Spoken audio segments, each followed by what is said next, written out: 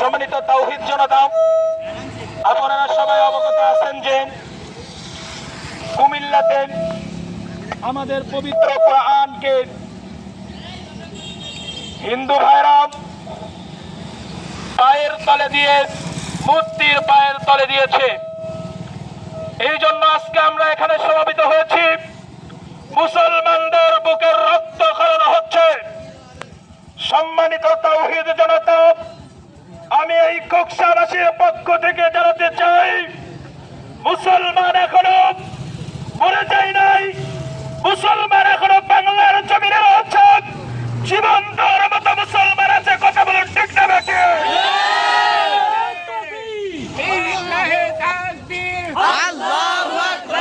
ইসলামের শত্রুরা হুঁশিয়ার সাবধান, কোরআনের শত্রুরা হুঁশিয়ার সাবধান, ইসলামের শত্রুরা হুঁশিয়ার সাবধান। সম্মানিত তাওহীদ জনতা, আজ আমাকে কিছু কথা বলতে হবে।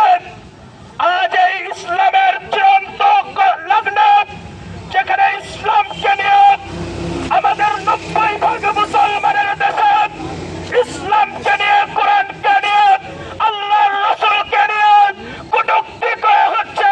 সেখানে আমাদের শক্তি সরকারি দল এরা এখনো পর্যন্ত নিশ্চুপ। কথা বলুন, ঠিক না বেঠে?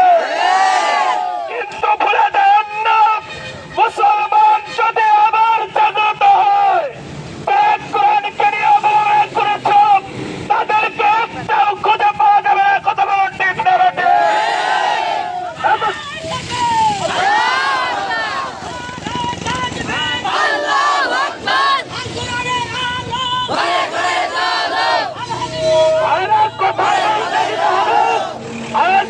কথা শুনতে হবে। মুসলমান তো সেই জাত, হযরত আলীর জাত, হযরত ওমরের উত্তরসূরি। মুসলমানদের জন্ম সামনে দেয়, সে কদম পিছনে যেতে জানে না। কথা বলার ঠিক না? আজকে যদি কোন দলীয় স্লোগান হতো, তাহলে দেখা যেত যে লক্ষ লক্ষ লোক নেমে গেছে। কিন্তু ইমানের পক্ষে আজকের দিনে কেউ নামে না। শুধু ফেসবুকে স্ট্যাটাস দিয়ে মুসলমানকে রক্ষা করা যাবে না। কথা বলুন, ঠিক না বেঠে? যে দুঃখ বরাবর নিয়ে আপনাদের সামনে উপস্থিত হয়েছি, সেটা হলো আমাদের সংবিধান নিয়ে তারা খেলা করতে শুরু করেছে। আবার তথ্যমন্ত্রী বলেছে, অর্থমন্ত্রী বলেছে বাংলাদেশে নাকি ইসলাম ধর্ম চলবে না। বাংলাদেশে নাকি রাষ্ট্রীয় ধর্মে ইসলাম উঠে দেওয়া হবে। এই কথা তাড়াতাড়ি অনিটুপি বিলম্বে এই সরকারকে, তার মন্ত্রীকে এখনই বহিষ্কার করতে হবে। কথা বলো, ঠিক না? তাহলে